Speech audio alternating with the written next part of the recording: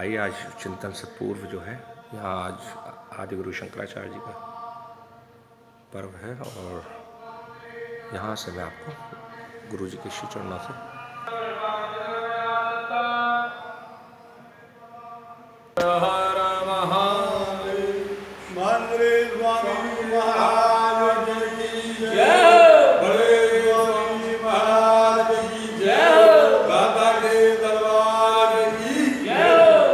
आप सभी कृपा निधानों की जय हो।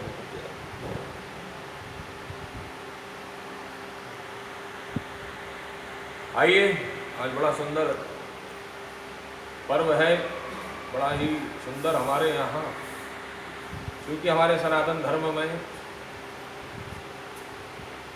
एक बड़ी सुंदर विशिष्टता है। ये सनातन धर्म का बड़ा सुंदर एक ऐसा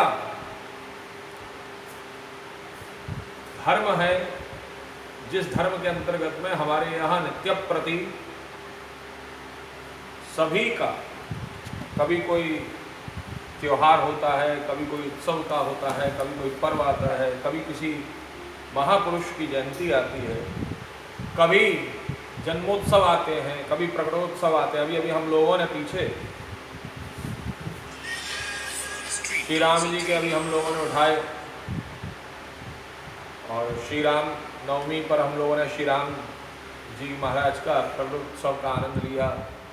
उसके तत्पश्चात हनुमान जी महाराज का लिया, परशुराम जी का लिया, अक्षय तृतीया का पर्व आया और अनेकानेक महापुरुषों के कार्यक्रम आते हैं। इसी में हमारे यहाँ आज का पर्व बड़ा सुंदर है, आज का दिन बड़ा सुंदर है, उत्सव का दिन है। आज इस लॉकडाउन स्थिति में हम और आप सब लोग घरों में बैठे हुए हैं, तो आज एक प्रकार से अगर देखा जाए तो मैं तो ये कहूँगा कि ये लॉकडाउन का टाइम पीरियड एक प्रकार से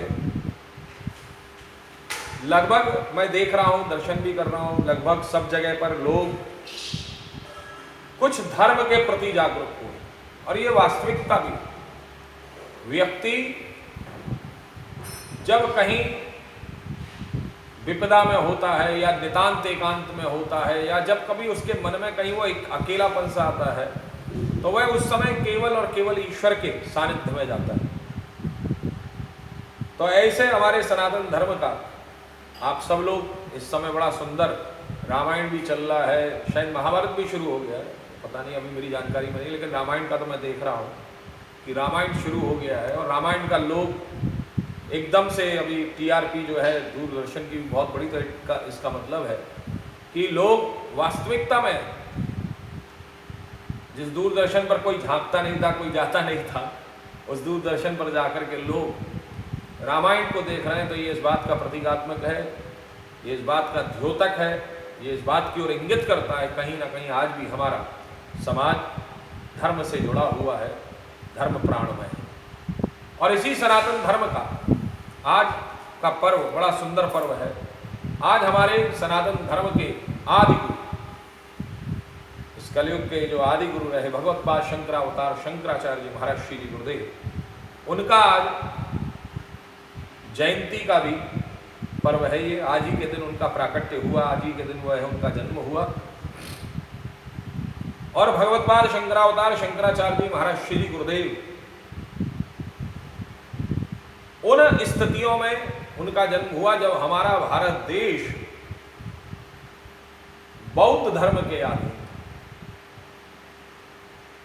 और ये समय समय की इतिहास के दृष्टिकोण से अगर देखा जाए तो इतिहास की घटनाओं का अवलोकन करें, अगर हम लोग इतिहास के दृष्टिकोण से अगर हम देखें तो समय समय पर हर धर्म की वर्चस्व रहा है, हर धर्म का वर्चस्व रहा है, हर धर्म का प्रभुत्व रहा है, हर धर्म का जोर रहा है। चाहे वो जैनिज्म ले लीजिए, चाहे आप बुद्धिज्म ले लीजिए, चाहे आप जो है हमारा लेकिन हमारा चाहे आप कोई भी धर्म ले लीजिए, हमारे भारत देश पर लगभग कभी ना कभी हर धर्म का, हर संप्रदाय विशेष का एक जोर रहा है। तो ऐतिहासिक दृष्टिकोण से अगर देखा जाए तो ऐतिहासिक दृष्टिकोण से जिस समय बौद्ध काल था तो बौद्ध काल में बौद्ध धर्म इसलिए बढ़ा क्योंकि सनातन धर्म में लोग सनातन धर्म की रीति रिवाजों से दूर होते चले गए। सनातन धर्म में हमारे यहाँ कर्मकांड विभाग, हमारे यहाँ 3 विभाग हैं सनातन धर्म में। 1 लाख मंत्र है और उन 1 लाख मंत्रों में हमारे यहाँ पर उन 1 लाख मंत्रों में वेद में 3 भागों में विभाजित किया गया है। वेद हमारे यहाँ 3 भागों में विभाजित, और वह जो है 3 भागों में जो उसका विभाजीकरण है वेद का, वह है कर्मकांड, उपासना कांड और ज्ञान कांड। 1 लाख मंत्रों को उन्होंने बड़ा सुंदर विभाजित किया है। कर्मकांड के 80,000 मंत्र हैं। जब व्यक्ति कर्मकांड के अंतर्गत में जब व्यक्ति कर्म प्रधान होता है तो वहां पर 80,000 मंत्र का जो है 80,000 मंत्र का होना इस बात का प्रमाण है कि हमारा कर्मकांड कितना विस्तार से है, कितना उसका विस्तारीकरण है। 80,000 मंत्र कर्मकांड विभाग में, 16,000 मंत्र उपासना कांड में और 4,000 मंत्र ज्ञान कांड में। तो सबसे कम जो मंत्र हैं वह मंत्र हमारे यहाँ ज्ञान कांड के कहे गए हैं, अर्थात 4,000 मंत्र। तो एक प्रकार से अगर कहा जाए, देखा जाए तो भगवान को हम 3 प्रकार से ही प्राप्त कर सकते हैं। वेद ने हमको 3 रास्ते दिए। या तो कर्म करिए, पहला रास्ता है कर्म करिए। दूसरा रास्ता है उपासना भक्ति मार्ग का, कि आप उसके प्रति भक्ति के साथ में समर्पित हो जाइए। और तीसरा है कि उसको जो है आप ज्ञान के माध्यम से आप उसको ज्ञान की अनुभूति करते हुए, अहम ब्रह्मास्मि काटिम्न उद्घोष करते हुए आप उसको ग्रहण करिए। तो जरा विचार करिए, पहला कर्मकांड विभाग, कर्मकांड में 80,000 मंत्र। तो कर्म के माध्यम से अगर हम ईश्वर को प्राप्त करने की चेष्टा करेंगे, हम प्रयास करेंगे, तो वह लंबा सफर है, वह लंबी यात्रा है। इट्स अ लॉन्ग जर्नी कर्म के माध्यम से। तो इसमें यही है कि आप कर्म करते चलिए, फल ईश्वर पर छोड़ दीजिए। बड़ा सुंदर, जैसा कि श्रीमद् भगवद गीता में कहा है, कर्मण्येवाधिकारस्ते मा फलेषु कदाचन। तो कर्म करिए, फल की इच्छा मत करिए। ये कर्मकांड विभाग है। और उसके बाद में हमारे यहाँ उपासना कांड, भक्ति कांड, उसके 16,000 बोले उसके कम मंत्र हैं। कम का अर्थ है बोले आप भक्ति में लगे रहिए। हम परमात्मा में, हम अगर कर्म से अगर हम उसका प्राप्त करने की चेष्टा करेंगे तो हम उसको प्राप्त नहीं कर पाएंगे।